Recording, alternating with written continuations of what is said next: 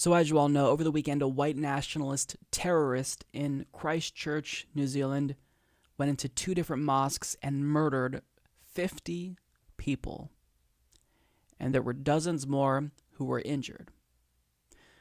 Now, in his manifesto, which is 70 plus pages long, he credits individuals like Candace Owens for radicalizing him. And he says that Donald Trump is a symbol of renewed white identity. And it's horrific. It really speaks to just how problematic white nationalism and white supremacy has become, not just here at home, but around the globe. This is evidence that this is a huge, growing threat globally. And a lot of this discussion, about this incident is how culpable are individuals like Candace Owens and Donald Trump. And I don't necessarily think anybody is contending that they are directly responsible, but can you say that they are indirectly responsible? Is that a reasonable conversation that we can have? Not only do I think it's reasonable, I think it's crucial. And I'm not necessarily wanting to focus so much on Candace Owens, more so than Donald Trump, who is a global leader. What he says especially holds weight. So this incident is incredibly heartbreaking, and my heart goes out to every single victim and their family, because I couldn't imagine hearing that somebody I know or love went into a mosque where they theoretically should be the safest and was murdered by a white nationalist terrorist. I would be devastated, and I don't even know how I would be able to process that level of cruelty. Now, it's not just the victims, because I know that Muslims around the world were really shaken by this, because that's the way that I felt as an LGBTQ American when I saw the Pulse nightclub shooting. It really shook me to my core. When you're already dealing with marginalization and discrimination and you see someone open fire against your community specifically because of your identity, it does something to you psychologically that makes it difficult to process. You just kind of want to run away and hide. So my heart goes out to the families of the victims and the victims themselves, of course, and also Muslims around the world who are feeling this, who are feeling the ripples of this terrorist attack on their community specifically, because it sucks. It's hard to get over. It's hard to process. And I was even debating talking about this, because I usually don't talk about tragedies, because I never feel as if I'm adding anything new to the conversation. I'm just trying to process it like everything else. And you can't fabricate words that will make people feel better in this situation. We all just feel shitty, and it sucks. But I do think it's important to talk about this, specifically because when it comes to the conversation of who is and isn't to blame, I think this is something we do need to grapple with and talk about, especially given that we have a president who traffics in hate non-stop. Now, what I do find admirable is that the Prime Minister of New Zealand actually is pledging to take action and pass gun reform, which is absolutely necessary. And that's certainly one element of the conversation in terms of taking action. But another element of the discussion is, who can we blame? Can we blame Candace Owens, Donald Trump, or even PewDiePie, since the shooter told people to subscribe to PewDiePie? Now, whenever this happens, you see people kind of lash out because, of course it's the case that Candace Owens never said, hey, Muslims are a threat to you, then you should take action. Nobody's saying that she said that, but what we are discussing is who's part of the problem. And I do think that all of these people are part of the problem, and Donald Trump is specifically culpable because he's the president, because he has that bully pulpit, and he chooses to demonize Muslims. He has a Muslim ban and individuals who are already marginalized, like immigrants. And what this does is this leads to violence. No, he's not saying Muslims are bad and they're a threat to you, therefore take action, but that's what these people who are psychopaths will logically deduce from his own rhetoric. It has violent consequences. Now, certainly, I do want to be careful about blaming politicians, and I want to emphasize that I'm not saying that, Donald Trump is directly culpable here, because as a Bernie Sanders supporter, I was devastated when I learned that a Bernie supporter had opened fire at Republicans at a baseball event, and he shot Representative Steve Scalise. And when the media and Republicans tried to pin that blame on Bernie, I defended him, because Bernie Sanders would never encourage violence. He doesn't traffic in hate. However, in this situation, when it comes to Donald Trump repeatedly trying to tell us what a threat Muslims are and that we need a shutdown on Muslims entering and exiting the country until we can figure out what's going on, repeatedly demonizing immigrants, I think that it is crucial to acknowledge that, yes, he is indirectly responsible here, because this is what happens. If you constantly try to get people to think that a particular group of people and their identity specifically poses a threat to you directly, and it's not just that they're bad people, it's that they threaten you, well, what do you expect these people who are low information voters are going to do? They're going to think, oh, well, Donald Trump is telling me Muslims are bad and they pose a threat to me, so I'm justified if I want to harm them. That's what they think. That's what psychologically is happening here. So I do think it's important that we talk about how Donald Trump is indirectly responsible. I'm not saying he's directly responsible, but I think it's reasonable to say he's absolutely stoking the flames of hate, and he's unquestionably part of the problem. And that is demonstrated when you look at his response to this, because he was asked if white supremacy is a threat, and he downplayed it. Today, white nationalism is a rising threat around the world. I don't really. I think it's a small group of people that have very, very serious problems. I guess if you look at what happened in New Zealand, perhaps that's a case. I don't know enough about it yet. They're just learning about the person and the people involved. But it's certainly a terrible thing, terrible thing.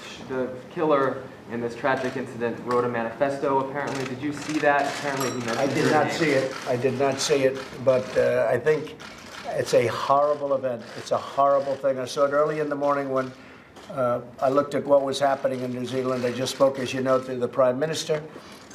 I think it's a horrible, disgraceful thing and a horrible act. Okay, thank you all very much. Thank you. So make no mistake about it, he can't say that white nationalism is a rising threat, because then he'd be inadvertently admitting that he is, in part, responsible for the rise of white nationalism. And he knows that what he's doing is problematic, because in that same press conference, he used a white supremacist talking point to describe the situation that's happening at the border. And he admits it. Last month, more than 76,000 illegal migrants arrived at our border. We're on track for 1 million illegal aliens to rush our borders.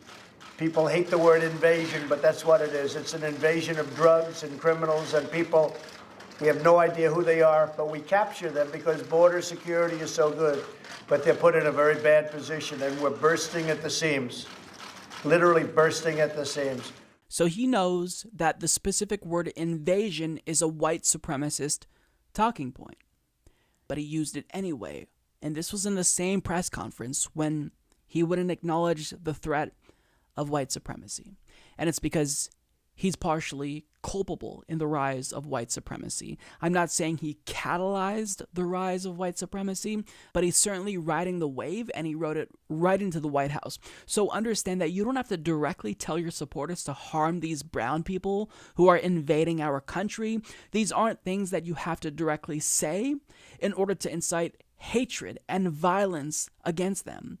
But if you are adding to this narrative that someone who is different than you is not only inferior to you, but they pose a threat to you personally, then you are in fact culpable, at least indirectly, when these shootings take place. And this is something the far right does openly now very regularly. Candace Owens fearmongered about France being a Muslim majority country in 40 years. Jordan Peterson took a picture with someone who was wearing a shirt that said he was a proud Islamophobe, and he took this picture about a month before the shooting happened in New Zealand. The point is that if you traffic in hate on a regular basis and you are constantly fear-mongering about these communities with a very specific identity, then you don't have to tell them to incite violence. They're going to do that on their own because they're going to connect the dots based on what you told them.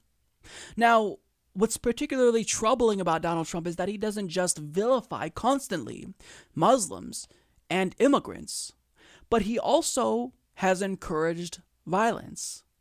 And just this week, last week, before the shooting took place in New Zealand, he raised the specter of his supporters committing violence if they didn't get what they wanted politically. As Mary Poppinfuss explains, President Donald Trump warned in an interview that his supporters could, quote, play tough and make things very, very bad if they reach a certain point. He cited the police, military, and Bikers for Trump as his backers. He didn't define what that certain point might be in the Breitbart interview published Tuesday, but the implication was that his supporters would stand for a limited amount of political decisions that they opposed until the tough people made things very, very bad. Violence by a military opposed to political decisions would be a coup. Quote, I have the support of the police, the support of the military, and the support of Bikers for Trump, he said. Quote, I have the tough people, but they don't play it tough until they go to a certain point, and then it would be very bad, very bad. Now, we all need to understand that this rhetoric is extremely dangerous because he's technically inadvertently encouraging violence while still giving himself plausible deniability. What? I didn't say that my supporters should commit acts of violence. I'm just saying that maybe they will if we don't get the border wall I'm telling them we need in order to stop this invasion of brown people entering the country. And let's all remember that Donald Trump has directly incited violence before, back on the campaign trail. I certainly don't incite violence. Knock the crap out of him. Like to punch him in the face. I don't condone violence, and I don't talk about violence. I would have done well, but I would have been boom, boom, boom. I'll beat that. I don't know if I'll do the fighting myself or if other people will. Maybe he should have been roughed up because it was absolutely disgusting what he was doing. If you see somebody getting ready to throw a tomato, knock the crap out of him, would you? Seriously. Like to punch him in the face, I'll tell you. Try not to hurt him.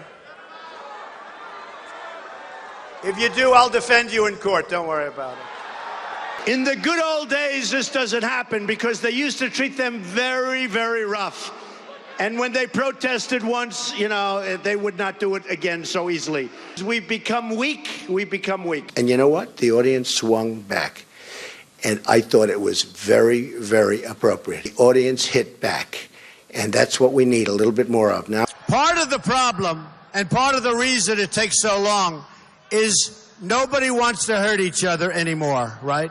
I don't know if I would have done well, but I would have been out there fighting, folks. I don't know if I would have done well, but I would have been boom, boom, boom. I'll beat that. Do you plan on paying for the legal fees of this older gentleman in North Carolina who sucker punched the protester? From what I understand, he was sticking a certain finger up in the air. And that is a terrible thing to do in front of somebody that, frankly, wants to see America made great again. It's possible you could help him with legal fees if this man needs it. I've actually instructed my people to look into it, yes. So now that he's the president, he's since toned it down? But understand that he's doing two things, and he's trying to separate these things. On one hand, he is constantly vilifying communities who are already vulnerable in the United States. Muslims and immigrants. But he's also encouraging violence. Now, he's not saying you should do violence and punch these communities I'm fear-mongering about, but what you're essentially doing is laying the groundwork for these types of white supremacist terrorist attacks to take place. Now, are you directly responsible? No, because you didn't say go do violence, but you're just essentially putting it out there and allowing your supporters who are already predisposed to fascism and white nationalist talking points to take action and do something violent. That's what's being encouraged, and Trump is unquestionably part of the problem. Now, another thing that I want to talk about is before the election, he was very popular among a specific crowd of people who overtly discriminate against marginalized communities, neo-Nazis. And in their own words in this next clip, they're going to explain why they supported Donald Trump in 2016. We have been seeing, really, ever since Barack Obama first won election in late 2008, a growth in groups on the radical right. In 2008, we went from about 150 so-called patriot groups, anti-government radical groups, to something like 1,360 groups in 2012. In the last year, though, Donald Trump has added fuel to that fire in a very big way.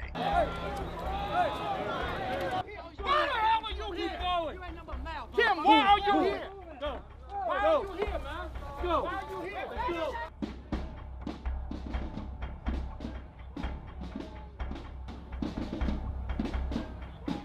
Al Gore and George Bush and people like Mitt Romney and these people, they're all the same. You know, they're all the same type of candidates. So it's pretty interesting this year to see something a little bit different. So,